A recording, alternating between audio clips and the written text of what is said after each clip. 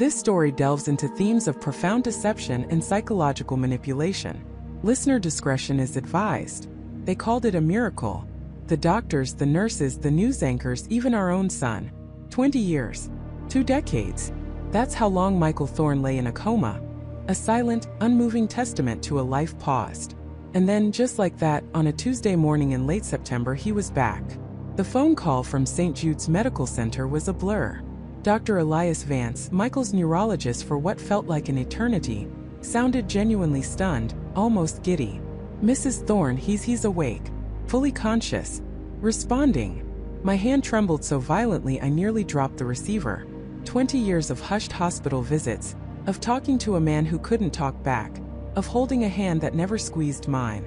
20 years of living a half-life, a widow with a living husband. And now this.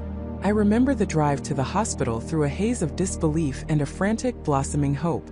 Sarah Thorne, a woman who'd aged 2 decades in soul if not entirely in body, was suddenly a young bride again, rushing to meet her groom. Our son, Ethan, then 25, met me there. His usually stoic face etched with an emotion I hadn't seen since he was a child, pure, unadulterated joy. He'd barely known his father, just a few fragmented memories from when he was 5. For him, this was a second chance. We stood at the doorway of Michael's room, a knot of family and medical staff. Dr. Vance, usually so composed, was beaming. Michael's older brother, David, his eyes suspiciously bright, clapped me on the shoulder. "See, Sarah?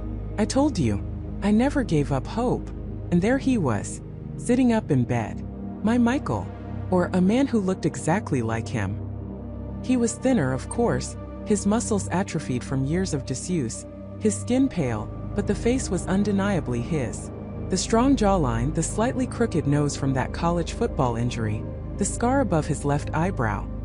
He looked at us, his eyes scanning the room, and then they landed on me. A slow smile spread across his lips, the same smile that used to melt me, the same smile I'd seen in photographs for 20 years. "Sarah," he said. His voice was a little hoarse, a little weak, but it was his voice. Deep, resonant, with that slight gravelly edge he got when he was tired. My knees nearly buckled. Ethan rushed forward, tears streaming down his face, and Michael reached out a hand, pulling him into a gentle embrace. It was a beautiful, heartbreaking moment. The son embracing the father he thought he'd lost forever. Everyone in the room had tears in their eyes. Everyone was whispering about miracles, about second chances, about the indomitable human spirit. But as I watched them, a tiny cold knot began to form in the pit of my stomach. It was small at first, easily dismissed. Just the shock, I told myself. The overwhelming emotion. After all, what did I expect? After 20 years, things would be different. He would be different. But then he looked at me again, that same smile, and something shifted. It wasn't the smile itself or the eyes. It was the lack of something. A flicker, a spark. A shared history that should have been there but wasn't. It was like looking at a perfect replica, a masterpiece, but knowing deep down that it was a copy. Over the next few days, Michael's recovery was nothing short of astonishing. He regained strength at an incredible pace. His speech, initially halting, became fluid. He was remembering things. Details from his childhood, our wedding day, Ethan's birth. He asked about friends, about his old job, about the world he'd left behind. He seemed hungry for information, absorbing every news report, every family anecdote. "It's truly remarkable," Dr. Vance told me, shaking his head in wonder. "We've seen patients recover from comas, of course, but after 20 years? And with this level of cognitive function and recall? It's unprecedented." Everyone celebrated. David brought champagne to the hospital. Ethan spent hours by Michael's bedside, chatting, laughing, making up for lost time.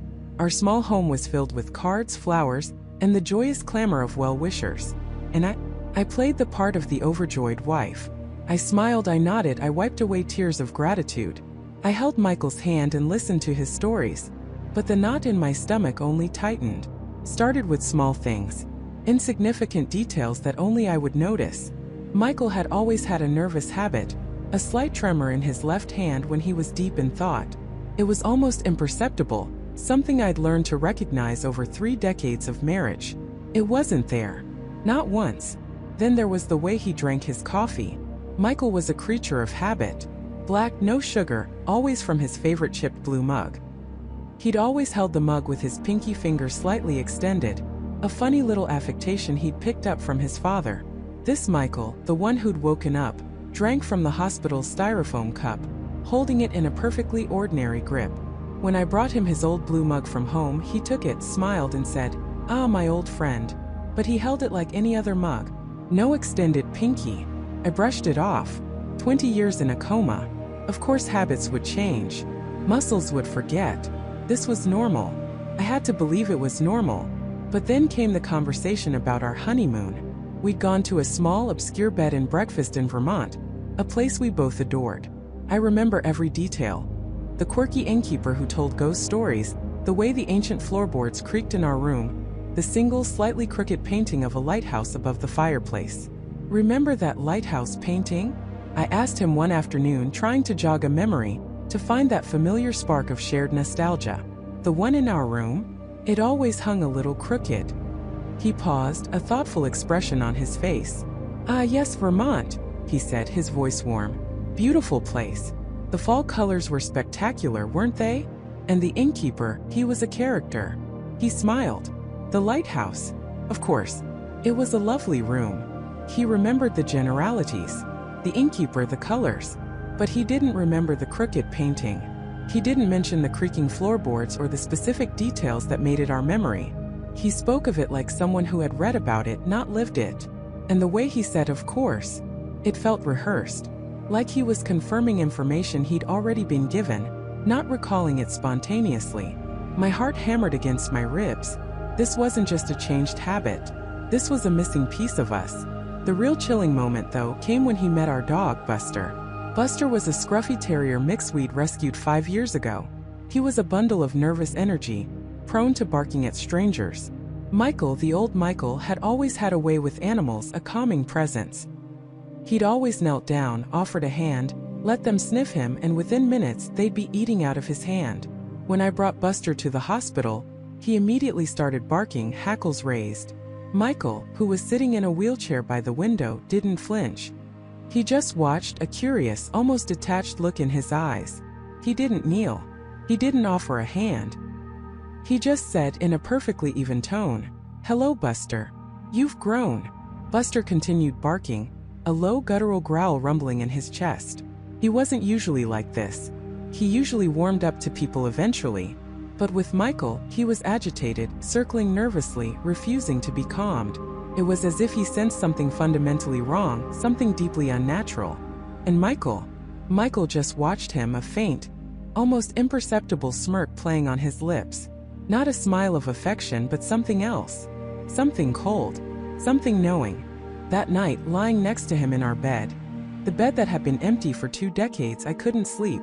He was breathing softly beside me, a steady rhythmic sound. But all I could feel was the icy dread that had now taken root and was spreading through my veins.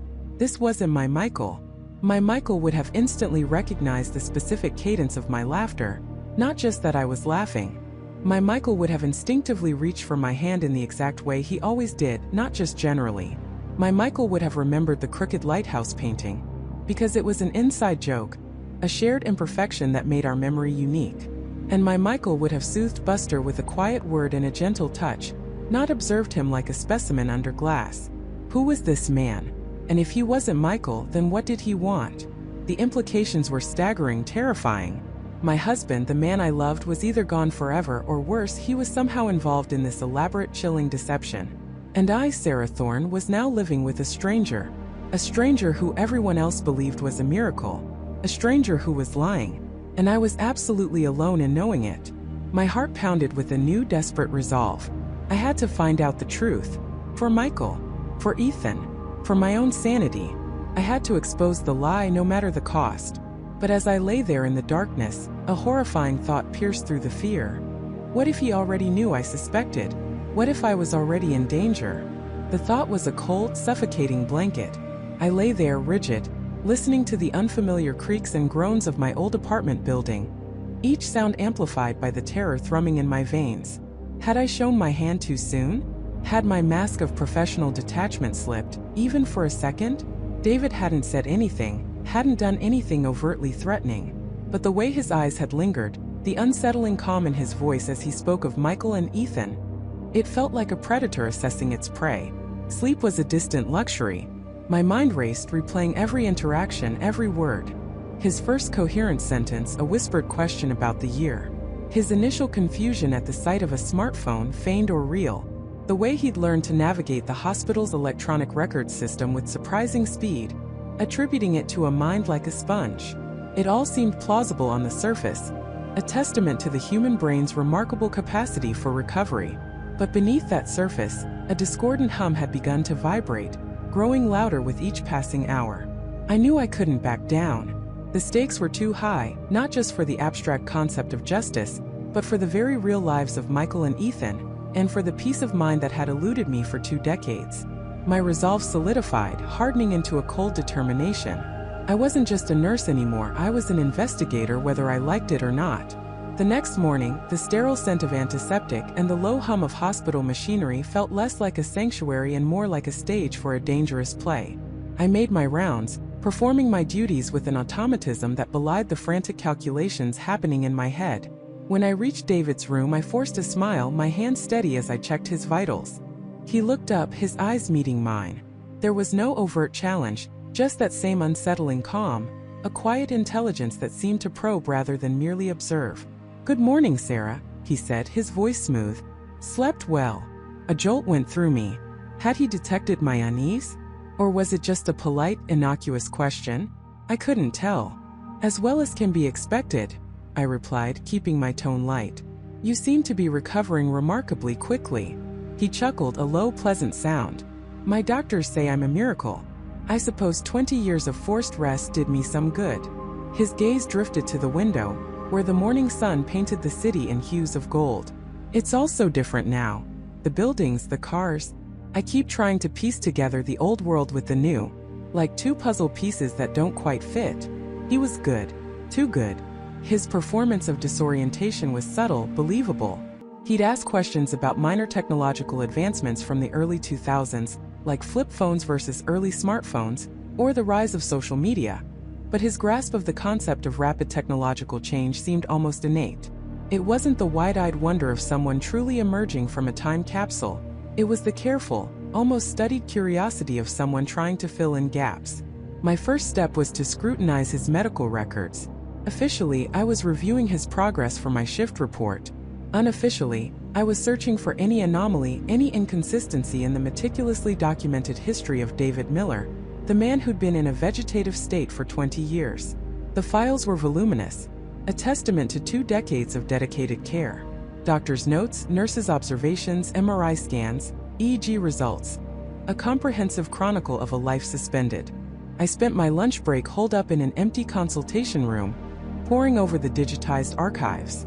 I focused on the initial reports from the accident that had put him in a coma, a hit and run, severe head trauma, no witnesses. The police report, appended to the medical file, mentioned a person of interest who was never found. Michael, I presumed, or Ethan. The details were vague, almost deliberately so. What I was looking for wasn't there. No smoking gun, no glaring error, just a consistent, if tragic, narrative. Yet, as I scrolled through the endless pages, a faint sense of unease persisted. It wasn't what was in the files, but what was missing. There were no personal effects listed beyond the clothes he was wearing. No wallet, no ID, nothing to identify him definitively beyond the vague description provided by the ambulance crew who found him. His identity had been confirmed by dental records and a single, faded photograph provided by a distant relative who had since passed away. Felton, too easily manipulated. That afternoon, a small, seemingly insignificant incident occurred. David was watching a documentary on a tablet, a modern device he'd supposedly never encountered before his awakening. He tapped and swiped with surprising fluidity, pausing the video at one point to ask me about a historical event mentioned in the program. "Sarah," he began, his brow furrowed in thought. "This documentary mentions the fall of the Berlin Wall in '89. I remember learning about that in school. But then it talks about the internet boom in the '90s. I vaguely recall hearing about computers in high school, but this internet seems like a whole different beast. What was the transition like from, say, 1995 to 2000? Was it truly as revolutionary as they make it sound?" His question was perfectly framed, a blend of genuine curiosity and a subtle nod to his supposed memory gaps. But something about it pricked at me. His casual mention of 1995 to 2000 felt too specific, too informed for someone who was supposed to be completely cut off from that era. Most people emerging from a coma would be overwhelmed by the sheer scale of change, not asking for a nuanced historical analysis of a specific 5-year technological window. It was like he was trying to prove he didn't know, but in doing so revealed a deeper, more sophisticated understanding than he let on.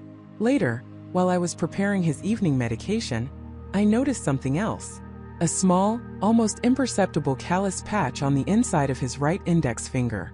It was the kind of callus you get from repeatedly gripping a pen or perhaps a joystick. Gaming had exploded in the late 90s and early 2000s. Would someone who'd been comatose for 2 decades have such a callus? It was a tiny detail easily dismissed, yet it snagged in my mind like a burr. I decided to push a little subtly. "You know, David," I said, handing him his water, "we had some truly primitive computers back in the day. Do you remember using any specific models before the accident?" He paused, taking a sip. "Primitive indeed," he smiled faintly. "I remember the old green screens. And those big, clunky keyboards. I wasn't much of a computer person, honestly. Preferred being outdoors. Hiking, fishing. That's where you'd find me." Another perfectly crafted answer. Vague enough to be true for anyone from that era, yet specific enough to sound authentic. But the callus, it bothered me. It spoke of habitual use, not casual acquaintance. The next few days were a blur of observation and quiet dread. My colleagues, busy with their own patients, seemed oblivious to the undercurrents I felt. Dr. Evans, David's primary physician, beamed with pride at his patient's progress, attributing it to David's strong will and youthful resilience. No one else seemed to notice the slight flicker in David's eyes when a new nurse mentioned a local landmark that had been built in 2005, or the way he subtly corrected a junior doctor about a historical fact from 1998, then quickly apologized for his confused memory. I started feeling increasingly isolated, my suspicions growing heavier with each passing hour. Was I imagining things? Was fear making me see patterns where none existed? The rational part of my brain screamed for proof, for something undeniable. One evening after my shift, I found myself drawn back to the hospital. I told myself I'd forgotten something, a chart perhaps, but my real destination was the archives, the dusty, rarely visited physical storage for old patient files. The digital records were comprehensive, but I had a gut feeling. Sometimes the most important details were buried in the paper. The archive was cold, smelling of old paper and dust. Row after row of faded folders, each representing a life, a story. I finally found David Miller's box, tucked away near the back. His initial admission paperwork, old consent forms, and then a small sealed envelope labeled "Personal Effects, Patient Miller, David." My heart hammered against my ribs. I hadn't seen this in the digital file. This was it. This was what had been missing. My fingers trembled as I broke the brittle seal. Inside, there was a worn leather wallet. And inside the wallet, among a few old bills and a faded library card, was a driver's license. I pulled it out, my breath catching in my throat. The photo showed a younger David, smiling, his eyes bright. The name matched, David Miller. But the date of birth, it was exactly the same as in his medical charts. The issue date of the license was 1997. The expiration date was 2005. All perfectly consistent. Then I turned it over. On the back, almost invisible unless you knew to look, was a tiny handwritten inscription in faded blue ink. A series of numbers. Not a phone number, not a date. It looked like a very specific code. And beneath it, a single, almost illegible word. Viridian. Viridian. The name struck me like a physical blow. It was the name of a defunct tech company, a startup that had briefly made headlines in the late 90s for its groundbreaking and ultimately failed virtual reality project. A company Michael and Ethan had been deeply involved with. A company David Miller, the outdoor-loving, computer-averse man, should have had no connection to whatsoever. My hands began to shake violently. This wasn't just a discrepancy. It was a direct link. A thread pulled taut between David and the very incident that had shattered Michael and Ethan's lives. And the code, it felt like a key. The air in the archive suddenly felt thin, heavy with unspoken secrets. David Miller wasn't just lying about remembering. He was lying about who he was. And if he was lying, then his awakening wasn't a miracle. It was a calculated performance.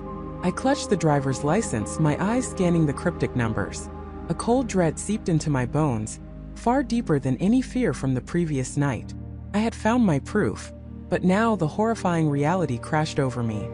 I was holding evidence that could expose a man who had successfully faked a 2-decade coma.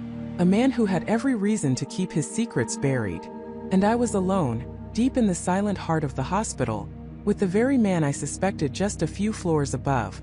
He wasn't just dangerous, he was brilliant, and I had just stumbled into his carefully constructed web. The realization hit me like a cold, hard slap. I wasn't dealing with a miraculously recovered patient. I was dealing with a predator meticulously crafting his escape from a 2-decade prison of his own making. My first instinct was to run, to scream, to call someone, anyone. But the chilling truth was I had no proof. Just a gut feeling, a series of unsettling observations, and the terrifying certainty that if I moved too fast, I'd expose myself. He was brilliant, yes, but I was a doctor trained to observe, to diagnose, to see what others missed. And I was now certain he was lying. I spent the next hour locked in my office, the fluorescent hum of the hospital a constant, unnerving presence.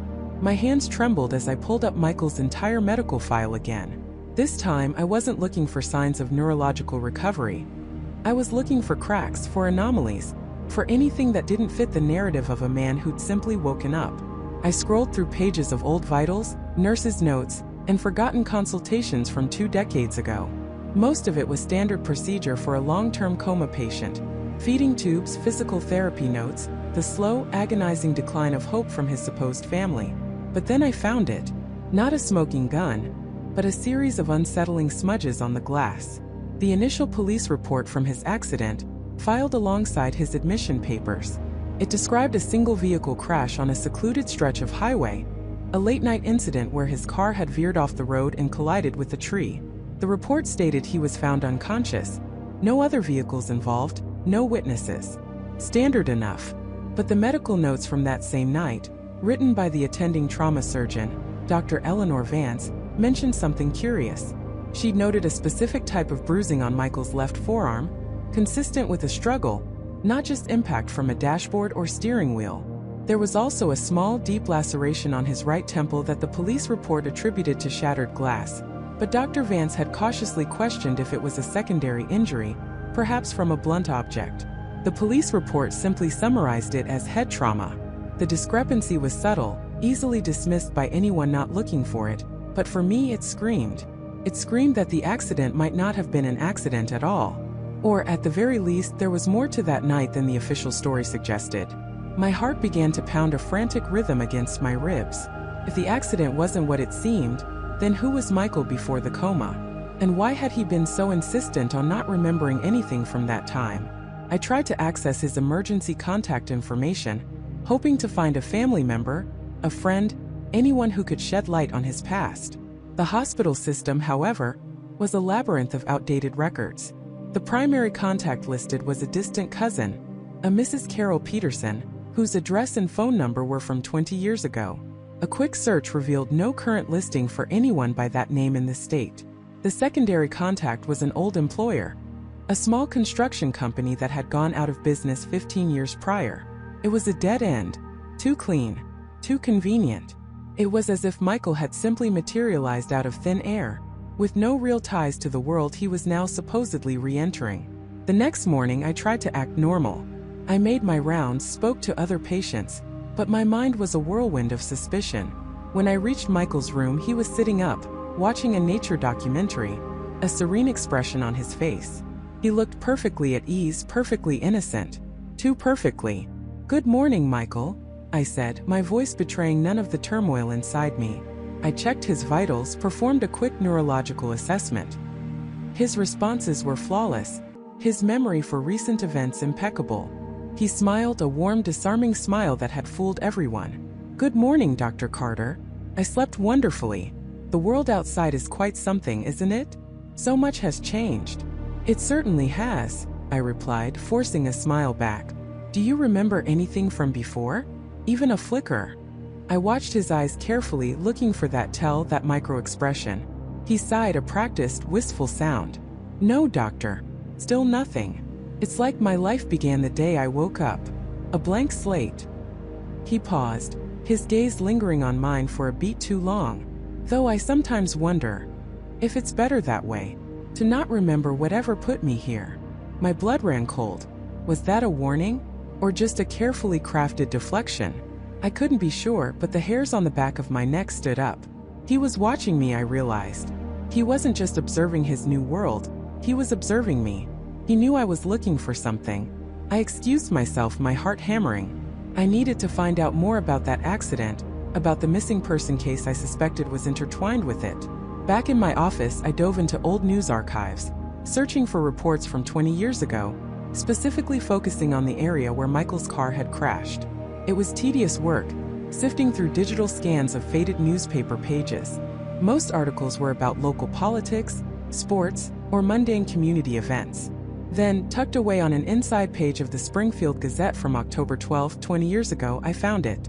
A small article, almost an afterthought, titled, "Local Man Missing After Disappearance." The photo was grainy black and white, but the face was clear enough. A man named Arthur Jenkins, 45, had vanished without a trace from his home near the highway where Michael's accident had occurred. He had been reported missing by his wife, Sarah Jenkins, after he failed to return home from his evening walk. The police had found no signs of foul play at his residence, but his car was still in the driveway, and his wallet and keys were inside. The article mentioned that Detective Robert Hayes was leading the investigation. My breath hitched. Arthur Jenkins, 45 years old, vanished without a trace. And Michael, then in his mid-40s, found unconscious nearby. His car crashed, memory gone. The approximate age matched. The location matched. The timing matched. It was too much to be a coincidence. The terrifying thought solidified in my mind. Michael wasn't just faking his coma recovery. He wasn't just lying about his memory. He wasn't Michael at all. He was Arthur Jenkins, or someone else entirely, who had taken Michael's place or perhaps stolen his identity after committing a terrible crime. The implications were staggering. If this man was Arthur Jenkins or someone else who had assumed Michael's identity, then the accident was a deliberate cover-up. And if he had been in a coma for 20 years, then whoever he truly was, he had successfully evaded justice for 2 decades. Now he was awake, aware, and dangerous. And I was the only one who saw through his perfectly constructed facade. I knew I needed to find Detective Robert Hayes. He was likely retired by now, but he might still have the original case files, the details that the newspaper article omitted. But first, I needed to check one more thing, something that had been nagging at me. If Michael had no family, no friends, who had visited him during those long years in the coma? The hospital had strict visitor logs for long-term patients, especially those with no immediate family present. I navigated the hospital's archaic digital archive system, searching for visitor logs connected to Michael's room number during his 2 decades here. It took an agonizingly long time to load, the old servers groaning under the strain. Finally, a list of names and dates appeared. Most of the early entries were nurses, hospital staff, or the occasional social worker. But about 3 years into Michael's coma, a single name started appearing with disturbing regularity: Mr. Thomas Sullivan. He wasn't listed as family, or a friend, or an official hospital representative. His visits were frequent, sometimes daily for weeks, then stopping for months only to resume again. And then, about 5 years ago, his visits abruptly ceased. The name Thomas Sullivan resonated with a faint, unsettling familiarity. I racked my brain trying to place it. Why did that name feel like a key to something much darker, something I'd heard or read about before? Then a chilling thought struck me, sending a shiver down my spine. I remembered a vague, almost forgotten news report from years ago about a high-profile criminal attorney who had disappeared under mysterious circumstances. His name, Thomas Sullivan. My hands froze on the keyboard. This wasn't just a patient faking amnesia. This was a conspiracy 20 years in the making, and I had just found the first thread of a very dangerous web. My hands froze on the keyboard. This wasn't just a patient faking amnesia. This was a conspiracy 20 years in the making, and I had just found the first thread of a very dangerous web. The name Thomas Sullivan echoed in my mind, a chilling counterpoint to the gentle, confused face of Michael. My heart was pounding, a frantic drum against my ribs. I was no longer just a doctor trying to diagnose a puzzling case. I was an accidental detective, stumbling into something far more sinister than I could have imagined. Michael, or whoever he truly was, wasn't just a man who had woken up from a coma. He was a piece of a puzzle, and Thomas Sullivan was the missing corner. I had to dig deeper but carefully. My hospital computer was too public, too traceable. I felt a sudden irrational paranoia, as if the very air around me was listening. I logged off, my fingers trembling slightly, and composed myself. I needed to get out of the hospital, to the quiet solitude of my apartment, where I could research without the fear of being observed.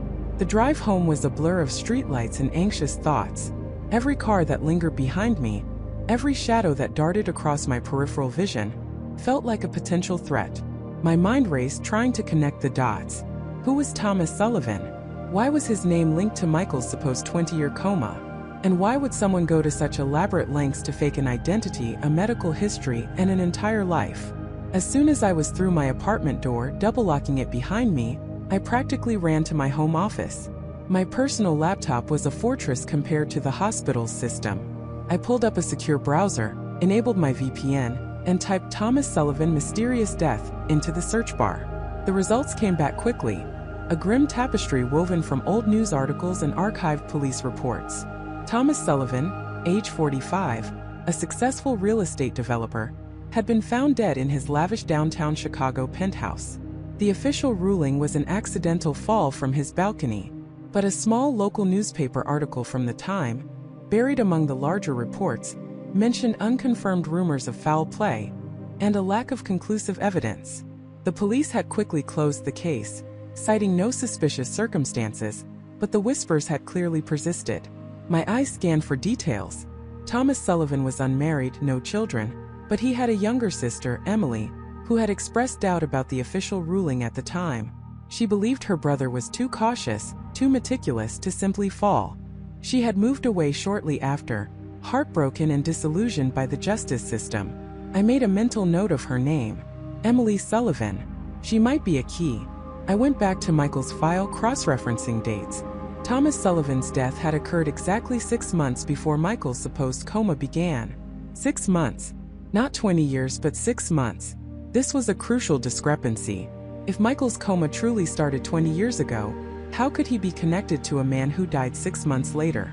Unless the coma story was a complete fabrication, and the 20-year timeline was a deliberate misdirection. What if Michael wasn't just faking amnesia, but his entire identity? What if he was someone else, someone connected to Thomas Sullivan, who had gone into hiding or been involved in something that necessitated a complete disappearance and reemergence under a new persona? The real estate angle piqued my interest. Developers, especially successful ones, often dealt with large sums of money, complex deals, and sometimes less than savory characters. Could Thomas Sullivan have stumbled upon something, or been involved in something, that led to his accidental death? And how did Michael fit into that picture? I dug deeper into Thomas Sullivan's business dealings. He had been working on a massive redevelopment project, a prime piece of waterfront property that had suddenly stalled shortly before his death. The project was supposed to revolutionize the city's skyline, but after Sullivan's demise, it had been quietly acquired by a different development firm, Phoenix Holdings, at a significantly undervalued price. Phoenix Holdings. The name felt generic, almost deliberately so. I researched Phoenix Holdings. They were a relatively new player on the scene at the time, but had rapidly expanded, seemingly out of nowhere, after acquiring Sullivan's stalled project. Their CEO was a man named David Hayes, a notoriously private individual with a reputation for ruthlessness. He had started small, then suddenly exploded into the upper echelons of Chicago's real estate elite. The timing felt too coincidental. My mind raced. What if Thomas Sullivan's death wasn't an accident, but a murder? What if he was about to expose something related to that project or to Phoenix Holdings? And what if Michael was involved? Was he a witness? An accomplice? Or perhaps he was the man who should have died, and the coma was a cover story for his escape, or for someone else to step in. The thought sent a shiver down my spine. This wasn't just about a patient in my care anymore. This was a criminal conspiracy, potentially involving murder and corporate malfeasance, stretching back 2 decades. And I, Dr. Sarah Miller, had just uncovered a thread that could unravel it all. I looked at a grainy photo of Thomas Sullivan from an old newspaper clipping. He had kind eyes, a confident smile.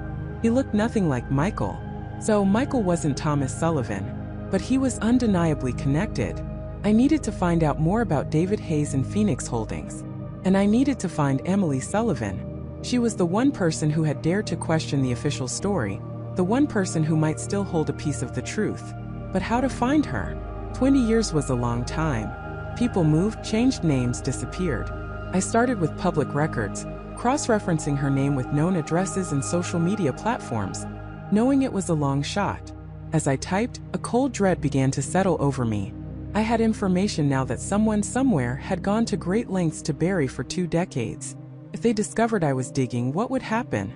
My small, safe world as a doctor suddenly felt precarious. The hospital, my colleagues, my apartment, none of it seemed secure.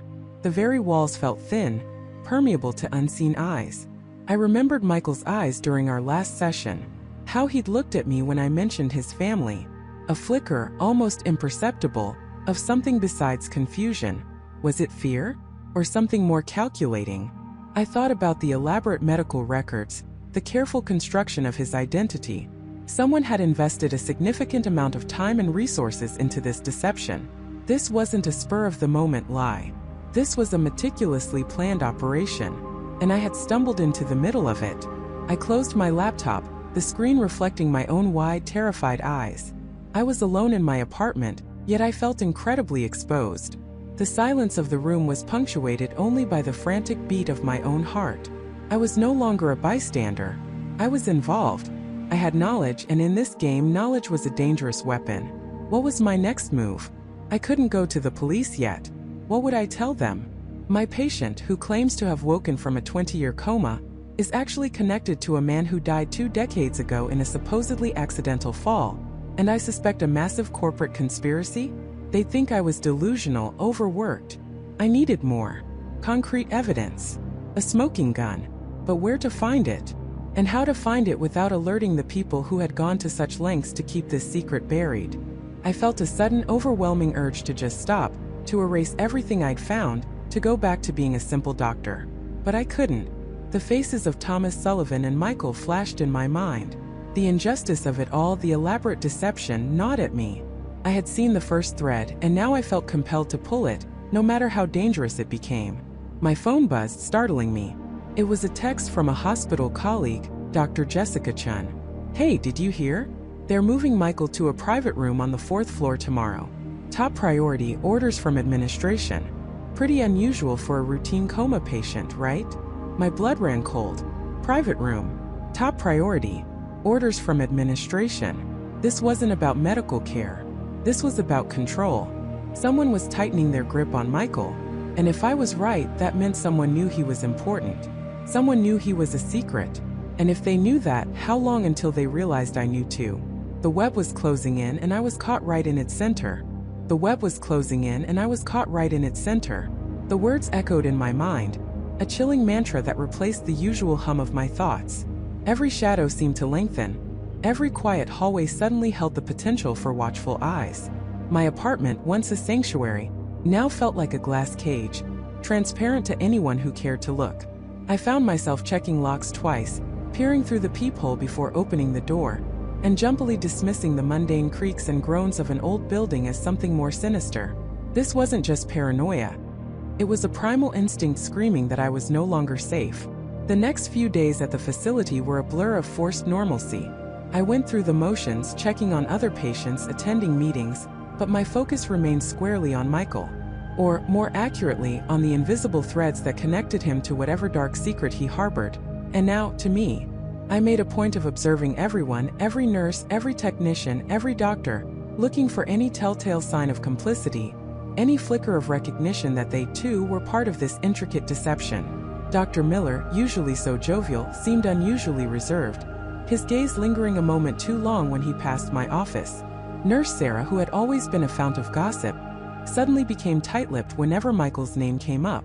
Was I imagining it? Or was the chill I felt in the air a shared secret? A silent acknowledgement that something was deeply wrong? I knew I couldn't confront anyone directly. Not yet. I needed proof, something undeniable that would shift this from a gut feeling to an undeniable fact. My mind raced, sifting through every detail, every interaction. Every piece of information I had gathered about Michael since his awakening. The discrepancies in his medical history, the lack of family, the vague details of his accident. It all pointed to a meticulously crafted lie. But who crafted it? And why? My first thought was to access the facility's deeper archives. Every patient had a comprehensive digital file, but there were also older, physical records, often stored in an off-site archive or a less frequented basement vault. These were the files that rarely saw the light of day, the ones that might contain the original intake reports, the initial assessments, the real story before it was rewritten. Getting to them would be a challenge, a dangerous one. Security at the facility was tight, especially after hours. Cameras were everywhere, motion sensors lined the less trafficked corridors. But the alternative was to do nothing, to let the web tighten until I was completely ensnared.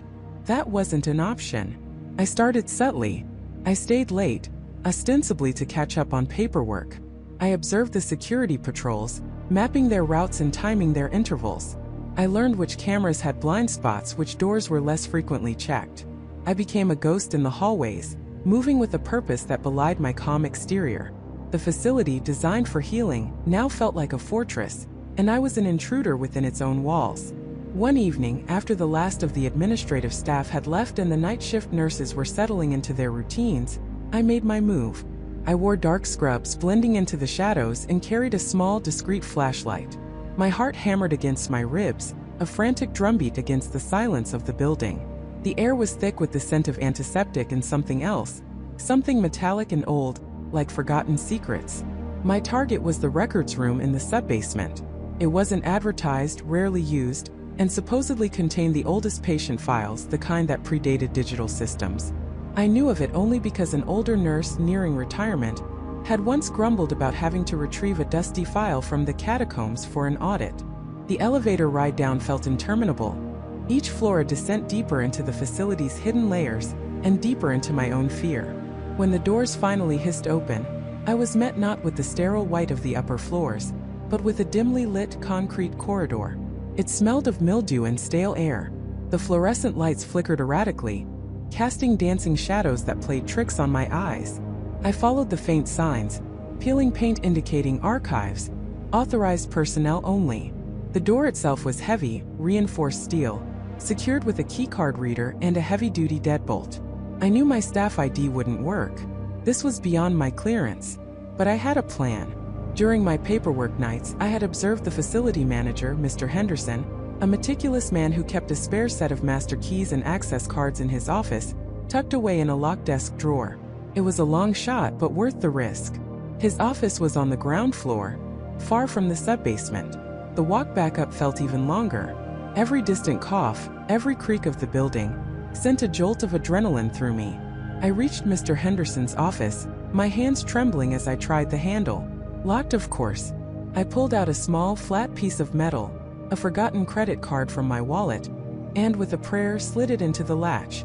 It took 3 agonizing attempts, but with a soft click, the door gave way. Inside, the office was dark, save for the faint glow of a street lamp filtering through the blinds. I moved quickly, silently, my flashlight beam a narrow tunnel through the gloom. The desk drawer was indeed locked. I rummaged through Henderson's desk, my fingers brushing against pens, staplers, paper clips, until I found what I was looking for. A small, ornate letter opener. It was thin, sturdy, and with a delicate twist, I managed to pry open the drawer. There they were. A ring of keys and a stack of various access cards neatly labeled. I quickly identified the master archive keycard. Taking a deep breath, I slipped it into my pocket, along with the physical key to the deadbolt, and carefully relocked the drawer, replacing the letter opener. I closed Henderson's office door, making sure it clicked shut without a sound. The return journey to the sub-basement was fraught with even greater tension. Now, I was not just snooping, I was actively breaking into secured areas. My heart pounded so hard I thought it might burst through my chest. I swiped the MasterCard. A soft green light. The deadbolt clicked open with a satisfying thud as I turned the key. I pushed the heavy door open, revealing a cavernous room filled with rows upon rows of metal shelves, stacked high with dusty boxes and binders. The air was heavy, thick with the smell of old paper and neglect. This was it. This was where the truth might be buried. My flashlight beam cut through the darkness, illuminating faded labels. Patients AC, DF, and so on. Michael. His name began with M. I walked swiftly, my footsteps echoing unervingly in the vast space, until I found the section for MO. Each box was heavy, filled with brittle paper. I started with the oldest records, looking for anything that predated Michael's supposed coma. I pulled out dusty folders, scanning quickly, my eyes darting across handwritten notes, faded photographs, official stamps. Years melted away as I sifted through the histories of countless forgotten patients. Then I found it. A box labeled unidentified 2000 to 2005. The date range was right. Michael's coma was supposedly from 2003. My hands trembled as I opened the box. Inside, among other thin files, was a single thicker folder, marked with a red urgent stamp and a handwritten note. Case 734, male DOA, severe head trauma. No ID. DOA, dead on arrival. My blood ran cold. This couldn't be Michael, could it? He was in a coma for 20 years, not dead. Unless this was the original Michael. The one who truly went into a coma or died, and whose identity was then stolen. I opened the folder. Inside there were photographs. Grayscale, grainy images of a young man, undeniably Michael, but younger, with a fresh scar above his left eye that was now barely visible on the Michael I knew. His face was pale, lifeless. A death certificate. Date of death: May 12, 2003. Cause: massive cerebral hemorrhage due to blunt force trauma. My breath hitched. This was it. This was the dark proof. The Michael I knew, the man who had supposedly woken from a 20-year coma, was not the Michael who had suffered that injury. The man in the bed was an imposter. He was alive, yes, but he had never been in a coma. He had replaced the real Michael. But why? Why go to such elaborate lengths to replace a seemingly ordinary man who had died 2 decades ago? And if the real Michael was dead, who was the man in the bed? And what secret did he carry that was so important, so valuable, that someone would fake his entire existence for 20 years?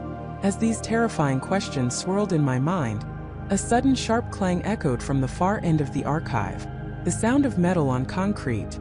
My heart leaped into my throat. I wasn't alone. I wasn't alone. Every nerve in my body screamed, a primal alarm blaring louder than any siren. My breath hitched, caught somewhere between my lungs and my throat. The archive, moments ago a sanctuary of forgotten truths, had become a predator's den. I froze, my hand still resting on the flimsy folder marked Miller. David, 1999. My eyes darted wildly through the cavernous space, past towering shelves that cast long, grotesque shadows in the dim emergency lighting. Silence. Heavy, suffocating silence. Had I imagined it? The clang of metal on concrete. It had been distinct, undeniable. A drop tool? A file box. Then I heard it again. A soft scrape followed by a faint rhythmic creak. Footsteps. Slow, deliberate, coming from the direction of the main entrance, deep within the archive's labyrinthine aisles. My heart hammered against my ribs, a frantic drumbeat demanding escape. But where could I go? The entrance I'd used was now the source of the sound. Panic threatened to overwhelm me. My mind raced, trying to process this new, terrifying variable. Who was it? A security guard? Unlikely. Guards usually moved with more purpose, their flashlights cutting through the gloom. Their presence announced. This was different. This was stealthy. Whoever it was, they didn't want to be heard. My instincts, honed by years of navigating the murky waters of investigations, kicked in. I couldn't just stand there. I had to hide. My eyes scanned my immediate surroundings. To my left, a wall of ancient microfiche cabinets, their metal drawers like skeletal ribs. To my right, a dense thicket of file boxes, haphazardly stacked, forming a narrow canyon. I didn't hesitate. I pressed myself against the cold steel of the microfiche cabinet, pulling the Miller folder close to my chest. I held my breath, straining to hear over the furious thumping in my ears. The footsteps grew louder, closer. They weren't coming down the main aisle. They were weaving through the side rows, the same path I'd taken. My blood ran cold. Were they tracking me? Did they know I was here? A sliver of light, not from the archive's anemic overheads, but a focused beam, danced across the far end of the aisle. A flashlight. It sliced through the darkness, painting fleeting patterns on the dusty shelves. The beam was low, sweeping the floor, not the ceiling. Whoever this was, they were looking for something specific. Or someone. I squeezed my eyes shut for a second, forcing myself to think. This wasn't a random intrusion. This was targeted. Someone else was interested in whatever secrets this archive held. And given the disturbing implications of David Miller's case, this wasn't just about dusty records. This was about a lie so profound it required active concealment. The footsteps paused. My entire body tensed. I could feel the vibrations through the floor. The flashlight beam stopped moving. It was pointed directly down the aisle I was in, though still some distance away. I could sense the intruder's presence, a heavy, watchful stillness that permeated the air. They were listening, waiting. My mind raced back to the files in my hand, the inconsistencies, the missing birth certificate, the altered medical records, the sudden inexplicable appearance of a David Miller in 1999. It all pointed to an elaborate fabrication. And now someone else was here, seemingly in on it or at least aware of its existence. A new thought, chilling in its clarity, pierced through my fear. What if this wasn't just about covering up a lie? What if this was about enforcing it? What if the person in the coma, the real David Miller, was never meant to wake up? Or if he did, what if he was never meant to speak the truth? The footsteps resumed, now slower, more deliberate, closer. The beam of the flashlight flickered into view, illuminating the edge of the file box stack just feet from where I was hiding. I pressed myself deeper into the shadows, trying to become one with the cold metal, barely daring to breathe. My heart felt like it was going to explode. I saw a shadow stretch long and thin across the floor, then a shoe, a heavy dark-colored boot. It moved with a quiet precision that bespoke training, not casual strolling. The beam of light moved up, past my hiding spot, sweeping the shelves above, then began to descend. It was coming for the lower shelves, the ones where the Miller files were located. My files. This wasn't just a random search. They knew the approximate location. They were looking for something or someone in this specific area. The boot moved again, closer, then stopped. I could hear the faint rustle of clothing, the soft click of a hand on a metal shelf. The flashlight beam settled on the very row I had just been exploring. My eyes, now accustomed to the gloom, strained to make out details. I could see the edge of a sleeve, dark fabric, not a uniform. This wasn't a guard. This was something else entirely. A low murmur. Just a single word, too soft to discern, but it was a male voice. Deep, gravelly. He was talking to himself or perhaps into a hidden earpiece. My blood ran colder. This was a professional. He moved methodically, pulling out folders, scanning their contents with the flashlight, then replacing them with quiet efficiency. He was looking for something specific, something that would stand out even in the dim light. Was he looking for what I had found? Or was he looking for evidence that I had been there? He was getting closer to the Miller folder. I could feel the heat radiating from his presence, a tangible threat. My grip tightened on the folder in my hands, crumpling the edges slightly. If he found me, what would he do? Would he simply escort me out? Or would he ensure my silence? The stakes felt terrifyingly high. His hand reached for the shelf directly below where I was hidden. His fingers brushed against the empty space where the Miller folder had been. He paused. The flashlight beam wavered slightly. He knew something was missing. He didn't make a sound, no gasp, no muttered curse. Just a subtle stiffening of his posture. He slowly moved the flashlight beam across the empty spot, then methodically scanned the surrounding folders. He was looking for any disturbance, any sign that someone had been there. I held my breath, my entire body rigid. My eyes darted around, searching for an escape route, but there was none. I was trapped. Then he did something unexpected. He didn't continue his search for the missing folder. Instead, he reached into his pocket, pulled out a small metallic object, and with another soft click, he attached it to the underside of the shelf, right where the Miller folder had been. It was small, no bigger than a thumb drive with a tiny blinking red light. A listening device? A tracker? Whatever it was designed to monitor. He then turned, his heavy boots making a faint scuff on the concrete floor. The flashlight beam swept past my hiding spot, but he didn't stop. He was moving away. My muscles ached with the effort of remaining still. I waited, listening intently as his footsteps receded, growing fainter and fainter until they were swallowed by the vast silence of the archive. The small blinking red light on the underside of the shelf was the only confirmation that he had ever been there. Slowly, carefully, I peeled myself away from the microfiche cabinet. My legs were stiff, my heart still pounding, but a new surge of adrenaline pushed me forward. I had to know what that device was. I had to know what he was looking for. I crept to the shelf where he had stopped. The blinking red light pulsed rhythmically, a silent accusation in the gloom. I reached up, my fingers brushing against the cold metal of the device. It was firmly attached, almost fused with the shelf. I couldn't just yank it off. Whatever this was, it was sophisticated. My eyes fell on the spot where he had paused, where the Miller folder should have been. And then I saw it, tucked slightly behind an adjacent, unrelated file, a small folded piece of paper. He must have dropped it or perhaps left it intentionally. My hands trembled as I carefully retrieved it. It was a single sheet, folded into quarters made of thick, high-quality paper. I unfolded it, my gaze immediately drawn to the single handwritten word scrawled across it in precise, elegant script. Wake. Just that one word. No explanation, no context. Just wake. My mind reeled. Was this a warning? A message? From whom? And to whom? Was it for me? Or was it meant for David Miller himself? The implications were staggering. If someone was leaving messages like this, it meant not only that David Miller's coma was a fabrication, but that there was an active, ongoing effort to control the narrative around him. And Wake suggested that someone, somewhere, knew the truth and perhaps wanted it revealed. Or perhaps it was a threat, a coded instruction. I looked at the small, blinking red light on the shelf, then back at the word Wake in my hand.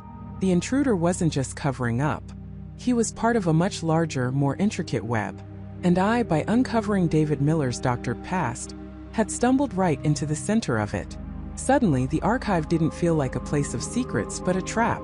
The air was thick with unseen eyes, unheard whispers. The files I held, the folder containing the flimsy evidence of David Miller's faked identity, felt like a ticking bomb. I knew one thing with absolute certainty. I couldn't stay here. Not with that device blinking silently. Not with the knowledge that someone was actively searching these very shelves. I had found what I came for and much, much more.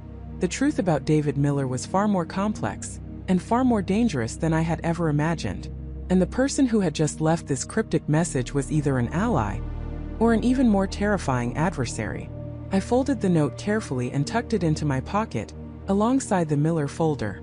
My investigation had just escalated from a quiet pursuit of facts to a desperate race against an unknown enemy. I had to get out of here, and I had to figure out what Wake truly meant before it was too late. My heart hammered against my ribs, a frantic drumbeat urging me forward. The hallway, once just a sterile passage, now felt like a gauntlet. Every shadow seemed to hold a threat, every distant murmur a potential pursuer. I moved with a practiced stealth I didn't know I possessed. Keeping to the edges, my body coiled, ready to bolt. The elevator was out of the question. Too slow, too confined. I found the emergency stairwell, pushed through the heavy door, and descended as fast as my legs could carry me, the echoing thud of my own footsteps the only sound in the concrete shaft. Reaching the ground floor, I slipped out a side exit, emerging into the cool night air of the hospital parking lot. My car, a dark, unassuming sedan, was a beacon of safety. I fumbled with the keys, my hands trembling slightly, and yanked the door open. Inside, I locked the doors, started the engine, and pulled out, blending into the sparse late-night traffic. Only then, with the hospital receding in my rearview mirror, did I allow myself a ragged breath. The immediate danger was past, but the existential threat had just begun. My mind raced, a whirlwind of fragmented thoughts. Wake. The single word, scribbled on that torn piece of paper, burned in my memory. What was it? An acronym? A code? A name? And the Miller folder. What secrets did it hold that were so vital, so dangerous that someone would kill for them? I drove aimlessly for a while, needing to put distance between myself and the hospital, and needing time to think. Finally, I parked in a dimly lit, deserted corner of a sprawling 24-hour supermarket lot. The fluorescent glow from inside cast long, distorted shadows across the asphalt. It was as anonymous as I could get. With a deep breath, I pulled out the Miller folder. It was surprisingly thin, just a few sheets of paper. The cover was plain, no official hospital logo, just Miller. Dr. Ethan typed neatly on a label. Dr. Ethan Miller. Not a patient, but a doctor. My grip tightened. Inside, the first document was a transfer request form dated 17 years ago. Dr. Miller, a specialist in neurological rehabilitation, was being transferred from a prestigious research facility in California to a smaller, less-known hospital in rural Pennsylvania. The very hospital where Jacob Thorne had ostensibly woken up. The reason for transfer was vaguely stated as reassignment to a critical long-term care project. Critical long-term care project. My eyes narrowed. This wasn't about a patient, it was about a project.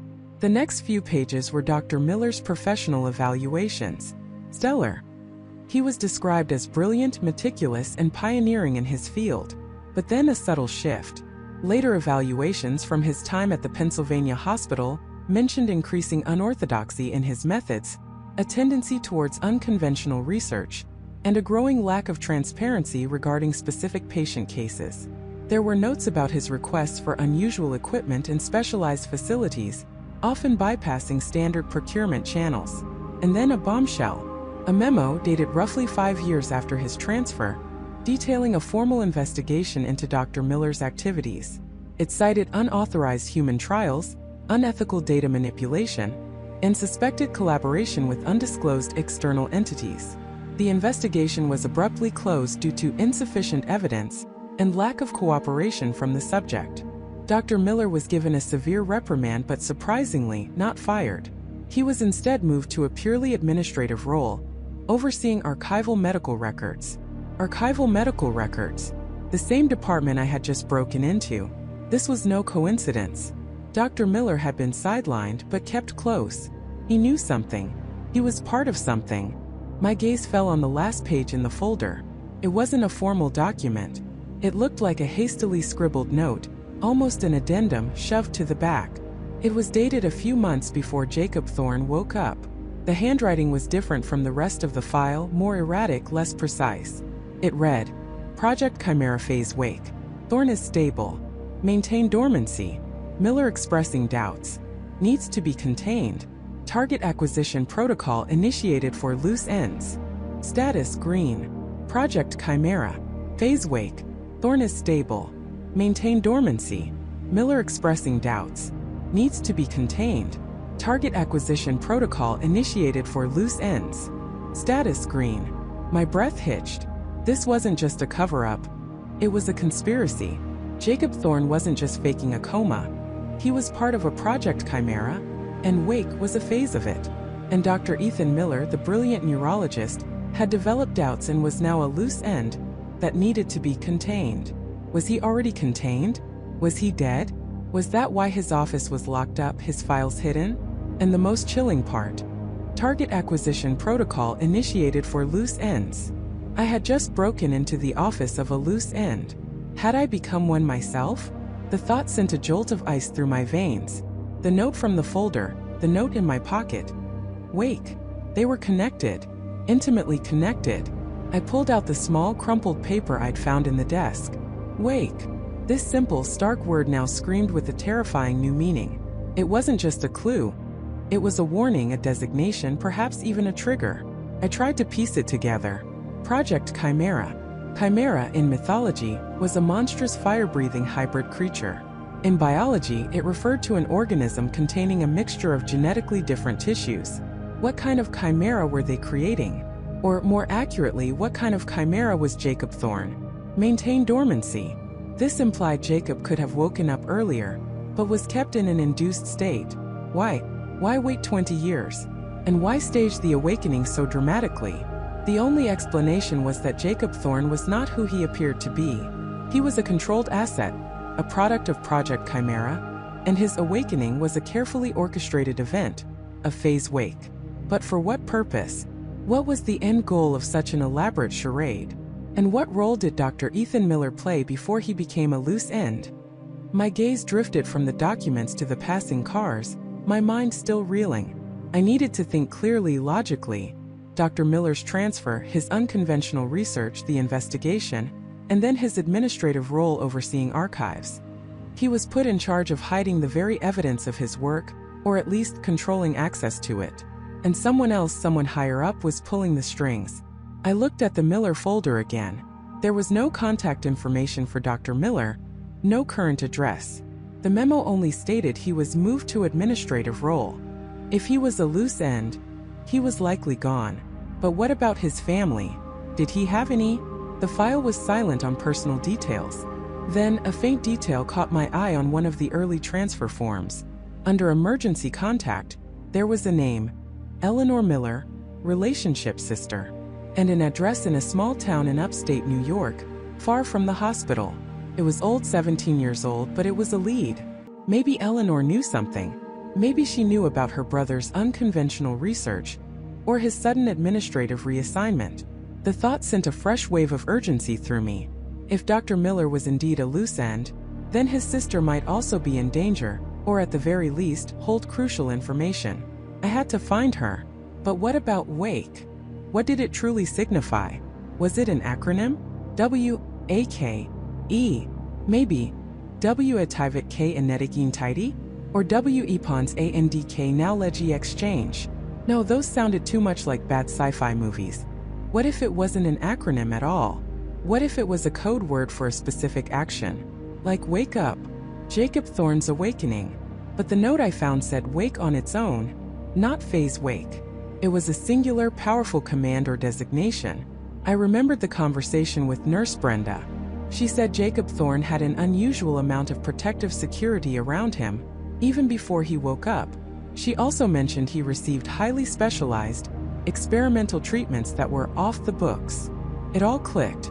The unauthorized human trials, the undisclosed external entities, the unconventional research of Dr. Miller.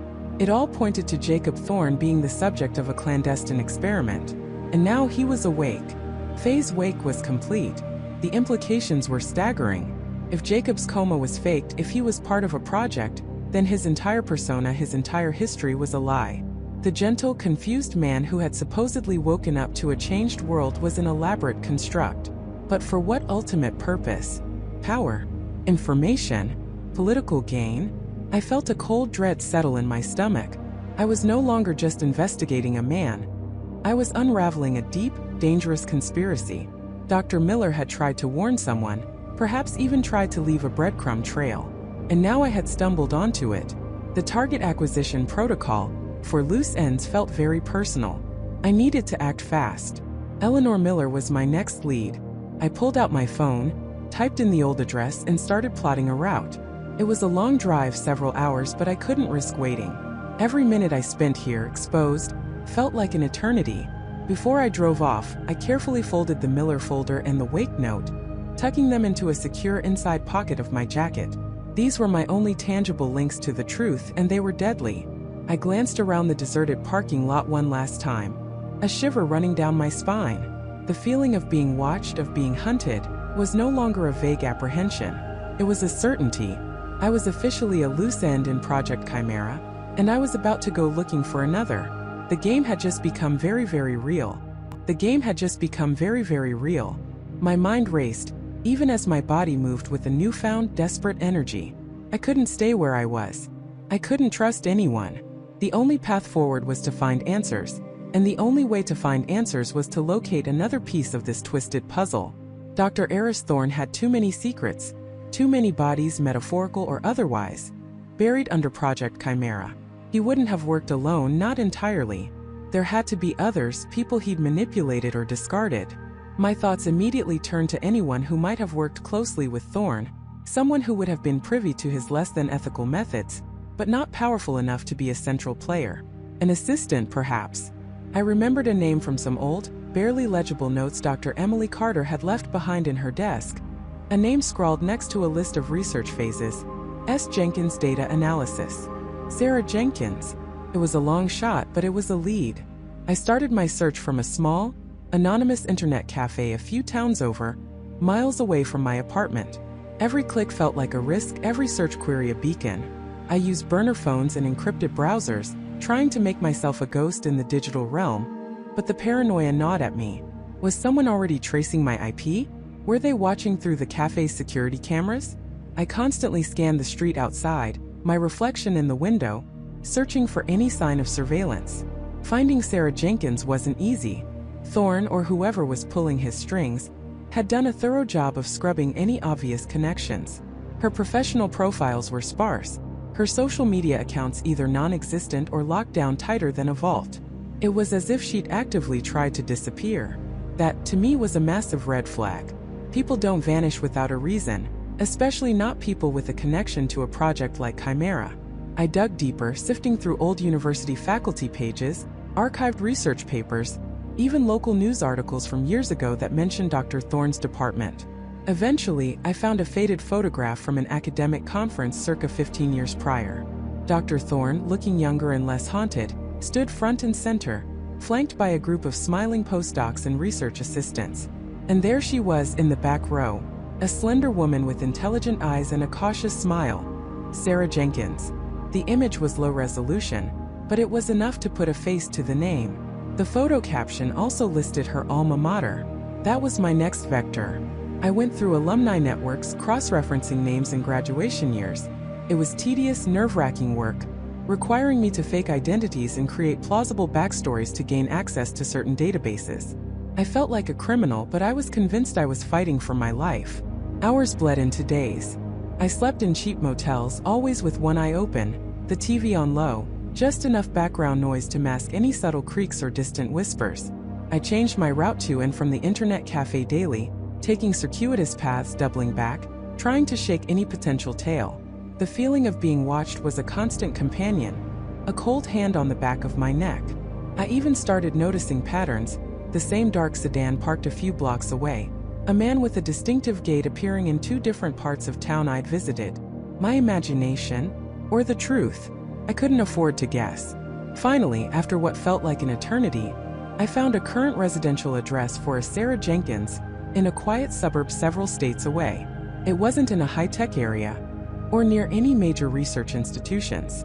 It was a modest house nestled among other modest houses, with a small garden and a rusty mailbox, a place where someone might go to disappear. My heart hammered as I drove towards her neighborhood. I parked several streets away, walked the rest of the distance, and approached her house on foot. I didn't want to alert her or anyone else with the sound of my car. The suburban calm felt almost sinister, too perfect. Every curtained window seemed to hide a pair of watchful eyes. I stood across the street, pretending to check my phone, observing. The house was quiet. No car in the driveway. It was late afternoon, and the sun was beginning to dip below the horizon, casting long, eerie shadows. A light flickered on in the living room. Someone was home. Taking a deep breath, I walked up the driveway. My hand trembled as I reached for the doorbell. I pressed it, and the chime echoed loudly in the quiet street. I heard footsteps approaching from inside. The door opened a crack, revealing a sliver of a woman's face. Her eyes were wide, hesitant. It was her, older, with a few more lines etched around her eyes, but unmistakably Sarah Jenkins. "Can I help you?" she asked, her voice barely above a whisper, laced with an immediate wariness. "Sarah Jenkins?" I asked, keeping my voice calm, non-threatening. "My name is Michael. I think we need to talk. It's about Dr. Eris Thorne and Project Chimera." Her eyes widened further, and a flicker of pure terror crossed her face. For a moment I thought she would slam the door shut. But then her gaze sharpened, fixing on something behind me, or perhaps just beyond my shoulder. Her eyes darted left, then right, scanning the street. "You shouldn't be here," she hissed, her voice low and urgent. "How did you find me?" "That's not important right now," I replied, trying to project a sense of shared danger. "What is important is that I know about Chimera. I know about the Coma, and I think we're both in danger because of it." She hesitated, her hand still gripping the edge of the door. You're the one, aren't you?" she whispered, her voice barely audible. "The one who woke up. The news. It was all over for a while. Miracle Man, they called you." A bitter, humorless laugh escaped her lips. "If they only knew." "They don't know," I said, "and they can't. Not yet. But Thorne knows I'm asking questions. He knows I'm not who he thinks I am. He sent someone to silence me. I barely got out alive." Her face went pale. She looked at me for a long moment, truly studying me, searching for any hint of deception. The fear in her eyes was palpable, but beneath it, I saw a flicker of something else, recognition, perhaps, or a desperate hope. "Come in," she finally said, pulling the door open just enough for me to slip inside. She immediately shut and locked it, then drew the blinds on the front window. The room plunged into a soft, nervous gloom. "Who are they?" I asked, my blood running cold as she moved with such practiced caution. "The people Thorne works for," she said, her voice strained. The ones who funded Chimera. They're not just some private research consortium, Michael. They're bigger. Much bigger. And they don't leave loose ends. She gestured towards a worn sofa. Sit. We don't have much time. I knew this day might come, but I hoped it never would. I sat down, my gaze fixed on her. What do you know, Sarah? Everything. Start from the beginning. Who was the real patient? What was Project Chimera really about? She took a deep, shuddering breath, her eyes darting around the room as if expecting unseen listeners. The real patient. His name was Daniel Hayes. He wasn't some random accident victim. He was a scientist, a brilliant neuroscientist who stumbled onto something the wrong people wanted to control. He was developing a revolutionary new brain-computer interface, not just for communication but for memory transfer. Imagine Michael being able to upload, download, even edit memories. It was groundbreaking, terrifying work. My mind reeled. Memory transfer? That explained so much. My memories of Daniel Hayes, my perfect recall of his life, his skills, his knowledge. It wasn't a natural phenomenon. It was an upload. Thorne wasn't just his colleague, Sarah continued, her voice gaining a desperate urgency. He was obsessed with Daniel's work. He saw the potential for immense power, not just scientific advancement. He saw a way to create a blank slate, a vessel, someone who could be programmed with specific knowledge, specific skills, even a specific personality, all from a donor. The perfect operative, the perfect infiltrator. So Daniel Hayes was put into a coma to become the donor? I asked, the pieces clicking into place with a horrifying precision. Sarah nodded, her eyes glistening. He was supposed to be the ultimate donor. His brain was a goldmine of information, of genius. But Daniel was smart. He knew Thorne was getting too close, too interested in his ethically dubious applications. He started hiding his research, encrypting his data. He even built in a failsafe, a kind of internal firewall, into his own brain, to protect his core identity and memories from being fully extracted or overwritten. A failsafe. I repeated, my breath catching in my throat. Could that be why my own memories were so fragmented, why I sometimes felt like two people? Thorne and his benefactors wanted Daniel's entire consciousness, not just his knowledge. They wanted to become Daniel Hayes, or at least create someone who was Daniel Hayes but under their control.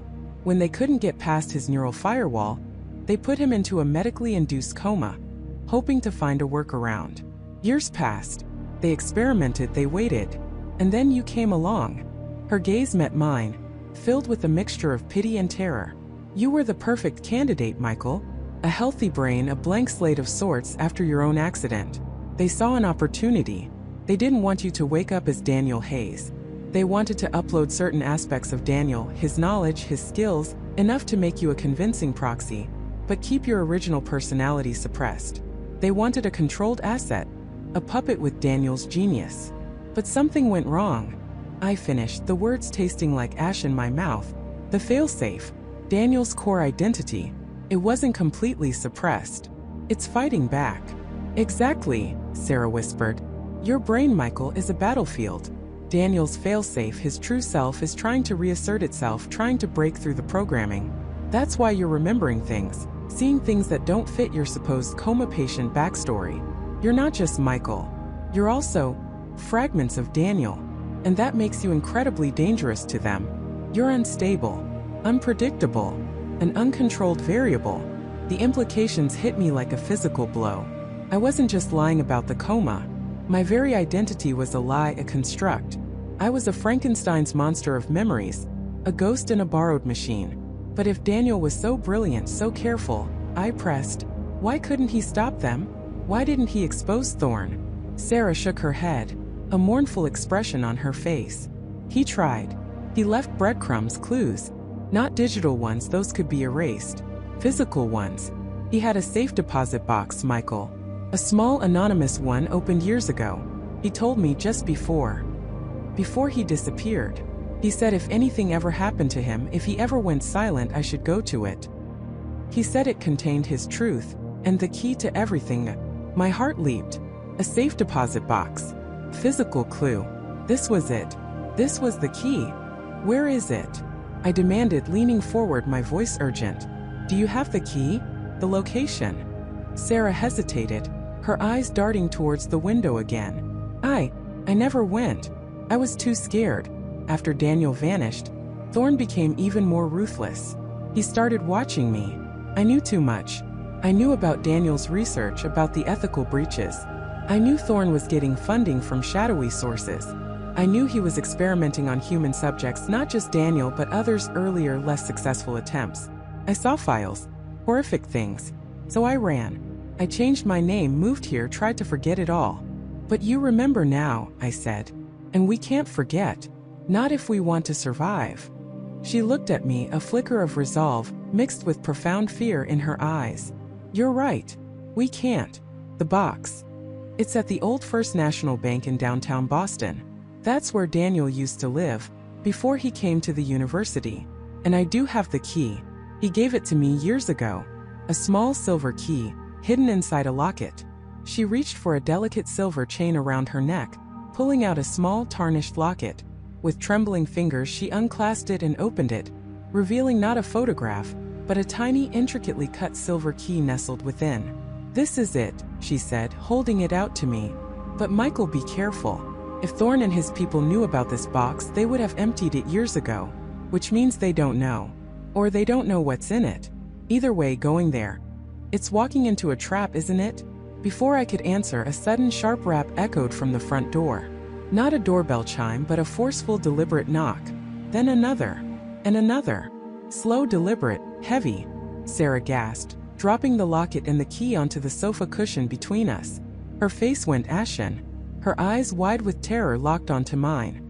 They're here, she whispered, her voice barely a breath. They found me. They found us. The knocking intensified, becoming a relentless, pounding thud that vibrated through the floorboards. A deep, guttural voice from outside boomed. Sarah Jenkins, we know you're in there. Open the door. My heart slammed against my ribs. We were trapped. This wasn't just a trap for the safe deposit box. Our meeting itself had been observed. Someone had followed me, or more likely, they had been watching Sarah all along, waiting for her to make contact with someone like me. I had just led them right to her. I had just led them right to her. The realization hit me with the force of a physical blow, knocking the wind out of my lungs. All my careful planning, all my attempts at discretion, had been for nothing. I had been so focused on the intricacies of the safe deposit box, on outmaneuvering David's supposed protectors, that I'd missed the obvious. Sarah, the person with actual information, the one who had been digging for weeks, was the real target. And now, because of me, she was exposed. A cold dread seeped into my bones, replacing the adrenaline. I fumbled for my phone, my fingers clumsy with sudden terror. I had to call her. I had to warn her. Dialing her number felt like trying to hit a moving target in the dark. It rang once, twice, then went straight to voicemail. Hey, it's Sarah. Leave a message. Her voice, normally so calm and collected, now sounded eerily detached. I tried again. Voicemail. My heart hammered against my ribs. I sprinted back to my car, peeling out of the parking lot. The streets, usually a blur of traffic, now seemed to stretch endlessly before me. Every red light was an unbearable eternity. I tried to rationalize. Maybe she was just busy. Maybe she was in a meeting or her phone was dead. But the knot in my stomach tightened with each passing second. This wasn't like Sarah. She was meticulous, always available, especially after our plan to meet. She knew the stakes. I drove straight to her apartment building, ignoring speed limits, my mind racing through every worst-case scenario. When I pulled up, the building looked unremarkable, just another brick structure in a quiet part of the city. No flashing lights, no sirens, no obvious signs of a struggle. My hopes flickered a tiny, desperate flame. Maybe I was wrong. Maybe I was just being paranoid. I parked haphazardly and rushed inside, taking the stairs two at a time to her third-floor unit. I pounded on her door. Sarah? It's Michael. Are you in there? Silence. I tried the handle. Locked. I peered through the peephole, but the angle was wrong. I leaned closer, trying to hear anything. Nothing. Just the muffled sounds of the building, the distant hum of the city. A neighbor's door opened down the hall. An elderly woman, Mrs. Henderson, peered out, her eyes narrowed. Everything all right, young man? Yes, Mrs. Henderson, I said, trying to sound normal, failing miserably. Just trying to reach Sarah. Have you seen her today? She thought for a moment. No, not since this morning. She left early like she usually does. But she wasn't back in the evening, which is a bit unusual. Her lights aren't on. The small, desperate flame of hope extinguished. Sarah was gone. And she hadn't just gone out for groceries. I leaned against the door, my head bowed, the weight of my failure pressing down on me. I had led them to her. I had to fix this. I had to find her. But where do you even begin when you're up against an invisible enemy? Then I remembered something Sarah had said. A throwaway line from our last conversation about how she always had a backup plan. If anything ever happens to me, Michael, she'd said, her eyes serious, check under the loose floorboard behind the bookshelf. It's a habit from my journalist days. I hadn't given it much thought at the time, dismissing it as professional paranoia. Now it was a lifeline. Breaking into her apartment felt wrong, a violation, but I knew it was the only way. I found a spare key hidden under a loose brick in a planter by the fire escape. Another one of her contingencies. My hands trembled as I unlocked the door and pushed it open.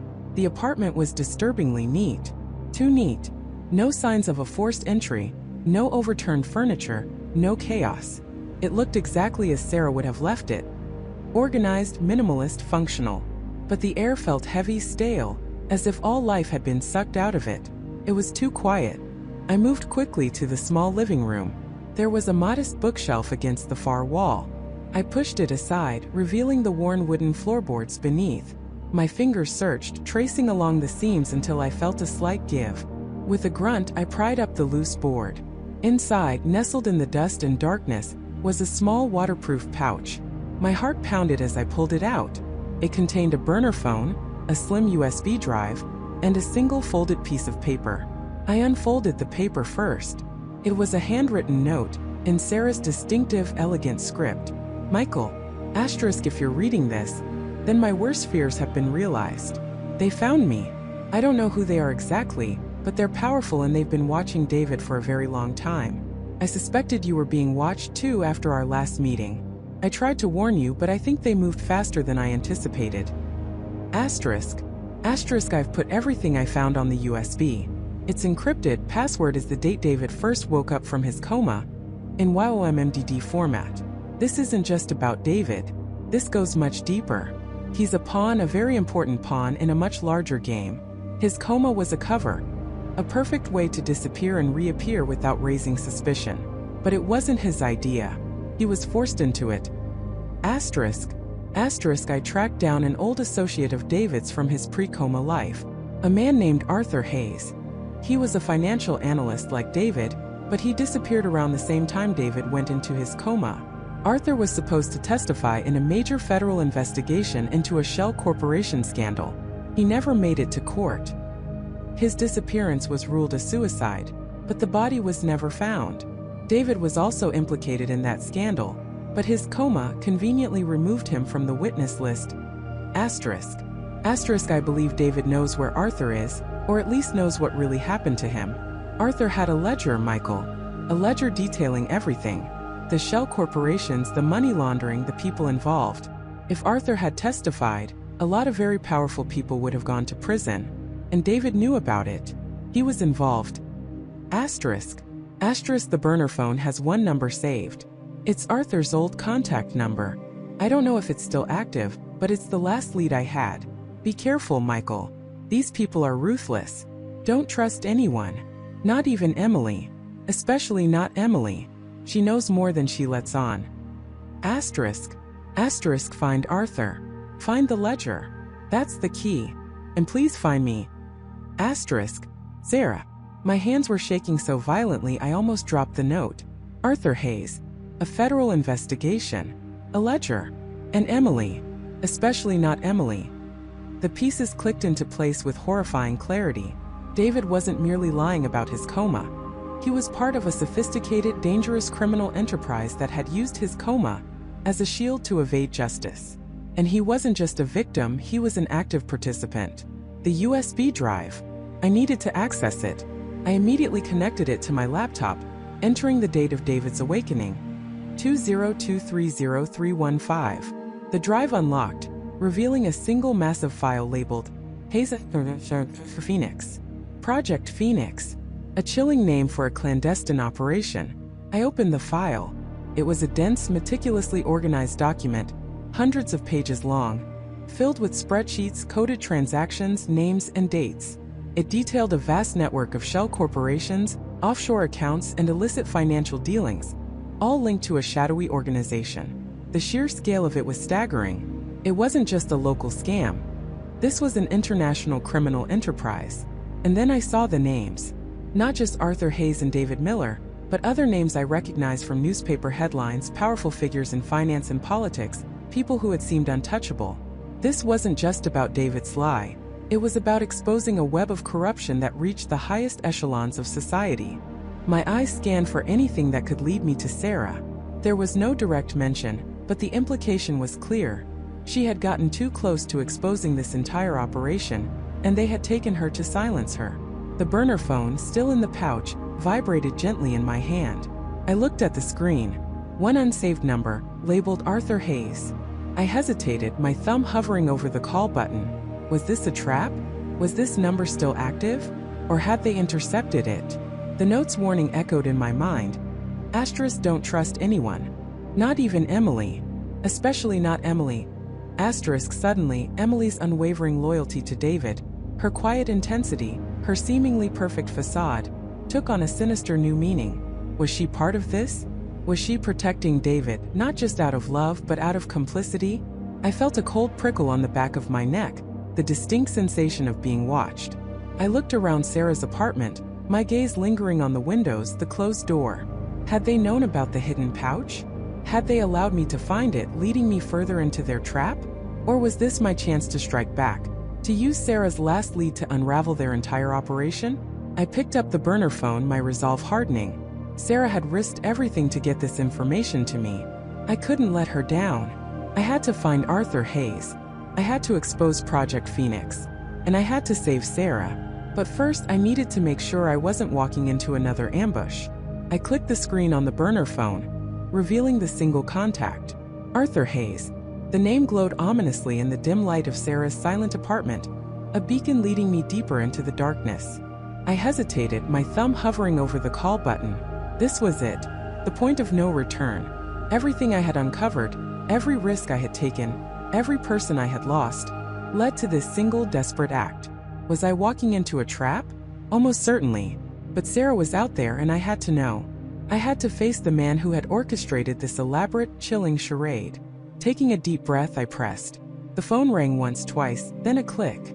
A voice, smooth and unhurried, answered. It wasn't the voice of a man just emerging from a 2-decade slumber. It was the voice of someone perfectly articulate, perfectly composed, and dangerously intelligent. Well, the voice purred, a hint of amusement in its tone. Took you long enough, didn't it? I was beginning to think you'd given up. My blood ran cold. He knew. He had known I was coming. He had been waiting. Arthur Hayes, I said, my voice tight, trying to project a confidence I didn't feel. Where is Sarah? A soft chuckle echoed through the line. Sarah? Always so direct, aren't we? Such a shame she had to get involved. A bright girl, truly. Too curious for her own good, I'm afraid. What have you done with her? I demanded, my grip tightening on the burner phone. Done with her? Arthur repeated, feigning innocence. She's safe. For now. Depending on how you play this, of course. The amusement in his voice was sickening. But let's not rush things. We have so much to discuss, don't we? So many little pieces you've been diligently collecting, trying to put together a puzzle you weren't meant to see. The puzzle is simple, I retorted, trying to keep him talking, trying to glean any information I could. You faked your coma. You're lying. A sigh almost theatrical. Lying, such a harsh word. Let's call it an elaborate strategic maneuver. A necessary disappearance, followed by a most dramatic reappearance. 20 years, I said, incredulous despite everything. How? How did you pull it off? And why? The why is always the most fascinating question, isn't it? Arthur mused. But let's start with the how. It wasn't easy, I assure you.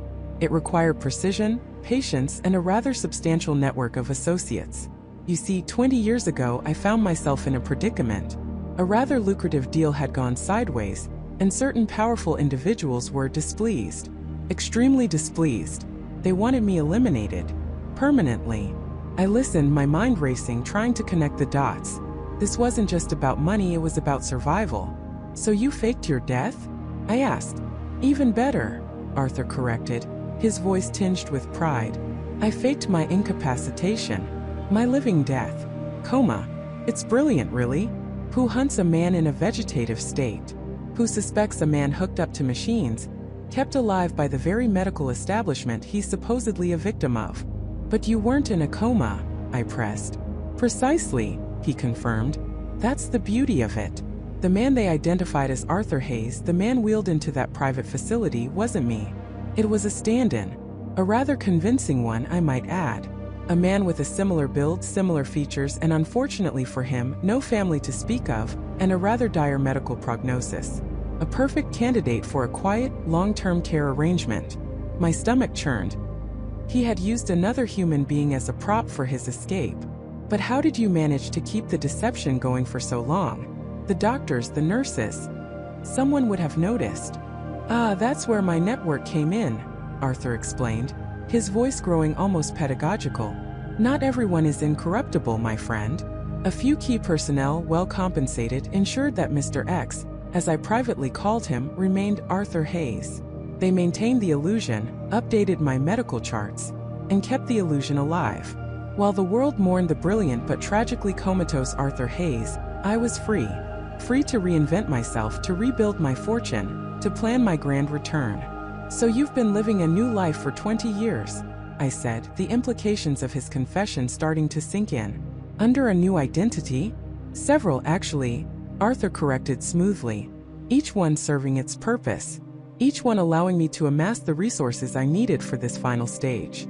You see, the original deal gone sideways wasn't just about escaping punishment. It was about escaping with something. Something substantial. Something that had been hidden away, waiting for my return. What was it? I asked, my voice barely a whisper. A fortune, my dear investigator. A fortune that was inaccessible to me under my old identity, and impossible to retrieve while I was being hunted. But now that Arthur Hayes has miraculously woken up from his coma, all those old accounts, all those dormant assets, they're suddenly available again. All perfectly legal, of course. Who would question a man who has just endured 20 years of living hell? The audacity of it was breathtaking. He had used the coma as a shield, a cover, and now as a key to unlock his ill-gotten gains. And Sarah, I said, pulling the conversation back to the immediate threat. How does she fit into this elaborate scheme? Arthur sighed again, a sound of mild annoyance. Sarah was an unforeseen complication. She's a bright girl, as I said. She stumbled upon some old records, some discrepancies in the initial coma diagnosis, some financial anomalies tied to the original Arthur Hayes accounts. She was getting too close. She was starting to connect the dots just like you have. A threat, unfortunately, to my carefully constructed narrative. She was just doing her job. I spat, a surge of anger overriding my fear. And I was doing mine, Arthur countered, his voice losing its pleasant veneer, a hard edge creeping in. Protecting my interests, ensuring my future. I couldn't have her exposing the truth before I had secured everything, so I had her detained. Temporarily, of course. Where is she? I demanded again, my voice trembling with suppressed rage. Patient, Arthur chided. We're almost there. You've proven yourself quite resourceful, quite tenacious. You've followed the breadcrumbs, you've ignored the warnings. You've even managed to evade my less subtle methods of persuasion. There was a definite chill in his voice now, a direct reference to the ambush. Which brings us to your current predicament. You have the truth, or at least a significant portion of it. But what good is it to you without Sarah? And what good is it if you can't prove it? I'll prove it, I vowed. I'll expose you. Arthur laughed, a dry, humorless sound. You think so? You think the world will believe a lone investigator over a man who has just miraculously recovered from a 20-year coma? A man who has garnered immense public sympathy? A man whose story is already etched into the collective consciousness? You'll be dismissed, ridiculed, perhaps even disappeared, just like Sarah. Unless, of course, you come to me. My heart pounded. This was it. The invitation to the trap. Where? I asked, my voice barely above a whisper. There's an old, abandoned warehouse facility down by the docks, Arthur stated, his tone businesslike now, all pretense of cordiality gone. Pier 17. You know the one. It's been derelict for decades. Perfect for a private conversation, wouldn't you agree? Come alone. If you bring anyone, if you even think of involving the authorities, Sarah will suffer the consequences. And trust me, you don't want to see what those consequences entail. He paused, letting the threat hang heavy in the air.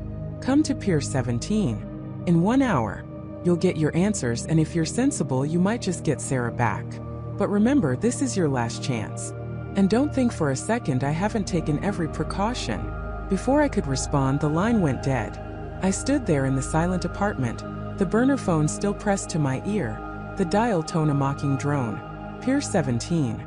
An abandoned warehouse. It was cliché, dangerous, and almost certainly a death trap. But Sarah was there. Or at least Arthur wanted me to believe she was. He had revealed his entire chilling plan, not out of arrogance, but as a calculated move. He wanted me to come, to walk willingly into his snare, to be silenced once and for all. My mind raced, adrenaline coursing through my veins. 1 hour. I had 1 hour to prepare, to think, to strategize. I couldn't call the police. Arthur had made that clear. They were either compromised or too slow, and Sarah's life was on the line. I was on my own. I stared out the window into the dark city, the neon glow reflecting off the wet streets. Arthur Hayes, the man who faked a coma to escape justice, to amass a fortune, and now to eliminate anyone who stood in his way. He was a ghost who had walked among us for 20 years, a master manipulator, and I was about to walk directly into his web. I had to be smarter. I had to be faster. And I had to save Sarah. I took a deep, shaky breath, the cold resolve hardening in my chest. The game wasn't over yet.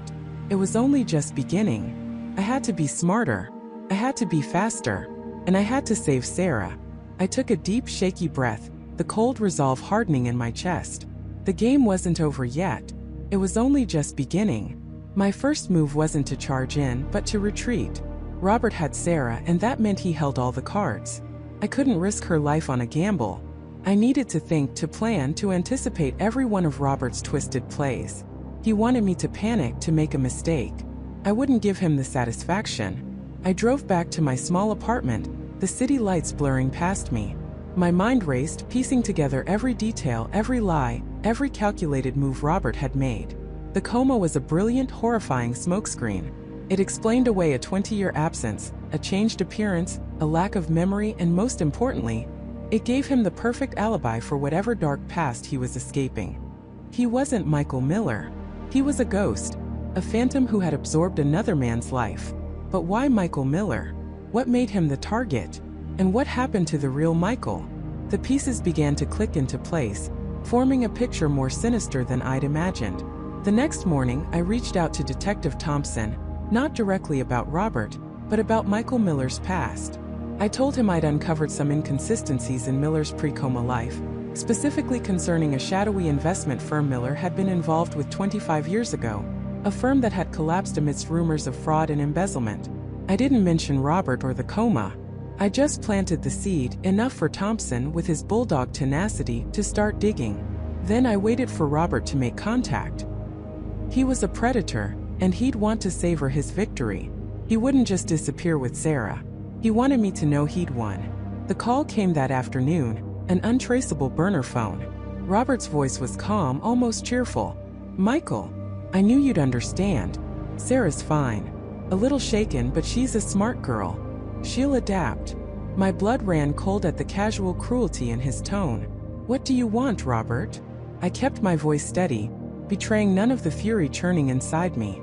"Oh, the usual. A clean slate. A fresh start. And to tie up a few loose ends. You, for instance. You're a very inconvenient loose end." He chuckled, a dry, rasping sound. "I want you to meet me. Alone. No cops, no tricks. Just you and me. And Sarah, of course. To ensure you behave." He named a location. An abandoned warehouse on the outskirts of the city, a place notorious for its isolation and decrepitude. Classic movie villain stuff, almost cliché but effective. He was confident, arrogant. He believed he had me exactly where he wanted me. What if I don't come? I challenged, testing the waters. Then Sarah pays the price. Slowly, painfully. You wouldn't want that, would you, Michael? You seem to care about her. His voice dropped, a chilling undercurrent of menace. Besides, I think you want answers, don't you? About Michael Miller. About me. He was right. I needed answers for Sarah, for the real Michael Miller, and for myself. I agreed, setting a time: midnight. The witching hour. Before I left, I made one more call to Thompson, a coded message, hinting at the location and a possible lead on the Miller case, urging him to be discreet and move quickly. I couldn't tell him everything, not if I wanted to keep Sarah safe, but I hoped it was enough to get him there. The warehouse was a skeletal silhouette against the pale moonlight. The air inside was thick with dust and the smell of decay. My footsteps echoed ominously as I entered, the only light filtering through grime-streaked windows. Robert was there, standing in the center of the vast space. Sarah was tied to a chair a few feet behind him, gagged, her eyes wide with fear but also a flicker of hope when she saw me. Robert held a small antique pistol, casually pointed at Sarah's head. "Punctual, Michael." "I like that," Robert said, a wide, unsettling smile on his face. "Now let's talk." "Who are you, Robert?" I demanded, cutting to the chase. "And what did you do to the real Michael Miller?" Robert's smile widened, a predatory gleam in his eyes. "Ah, the million-dollar questions. Or rather, the $100 million questions, given Michael Miller's trust fund." He took a step closer, his voice dropping to a conspiratorial whisper. "My name isn't Robert." "Complicated. Let's just say I was a ghost, a man who needed to disappear. And Michael Miller? He was in the wrong place at the wrong time." He began to pace, his story unfolding like a venomous vine. 25 years ago, I was a key player in that investment firm you've been so diligently investigating, Michael. Not as a legitimate broker, but as the architect of its downfall. I embezzled millions, then faked my own death to escape the fallout, leaving behind a trail of ruined lives and empty accounts. My blood ran cold. "So you vanished. But why come back as Michael Miller?" "Because Michael Miller found me," Robert hissed, his eyes narrowing. "Or rather, he found evidence of my past life, my real identity, buried in some old financial records from the firm. He was a junior analyst there, a bright kid, too smart for his own good. He was going to expose me, bring me back into the light after all those years of careful hiding." He stopped, standing directly in front of me, the pistol never leaving Sarah. "So I gave him a choice. Join me or disappear. He chose the latter." "You killed him," I stated, the words heavy with disgust. Robert shrugged, a chilling lack of remorse in his eyes. "A necessary casualty. Then the coma. A stroke of genius, wouldn't you say? It gave me a new identity, a new face, a new history. It explained away everything. The changed appearance, the memory loss, the years I was gone. And with Michael Miller's family gone, his wife and child tragically deceased, there was no one left who truly knew him, no one to question the man who woke up. Except Sarah," I corrected, my gaze flicking to her. "She knew the real Michael Miller. She was his childhood friend. She saw through your charade." "Indeed," Robert conceded, a flicker of annoyance crossing his face. A persistent little fly in the ointment. She kept asking questions, kept pushing. She remembered things, tiny details about Michael that I couldn't possibly know. She was getting too close. I couldn't risk her talking, so I took her. A simple solution to a persistent problem. "And you thought you could just walk away with his fortune, with his entire life?" I asked, pushing him, trying to get him to reveal more, to gloat, to make a mistake. "I have," he countered, a triumphant sneer. "For 20 years I was Michael Miller. The trust fund, the legacy, it's all mine. And now with Sarah silenced and you out of the picture, there will be no one left to challenge me." He raised the pistol, aiming it directly at my chest. "Any last words, Michael?" "Just one," I said, a faint smile touching my lips. "Checkmate." At that precise moment, a blinding flash erupted from a hidden corner of the warehouse, followed by the blare of a siren. Robert flinched, his eyes darting towards the light, his grip on the pistol faltering for a split second. It was all I needed. I lunged forward, not at Robert but at Sarah. I tackled her chair, sending us both crashing to the ground, just as Robert's pistol discharged, the bullet embedding itself in the wall where Sarah's head had been moments before. "Freeze! Police!" Detective Thompson's voice boomed through the warehouse, amplified by a megaphone. Uniformed officers swarmed in, their flashlights cutting through the gloom, weapons drawn. Robert, momentarily stunned by the sudden ambush, tried to make a run for it, scrambling towards a back exit. But Thompson and his team were too fast, too prepared. 2 officers tackled him to the ground, disarming him. I scrambled up, untying Sarah's gag and ropes. She coughed, gasping for air, then threw her arms around me, trembling.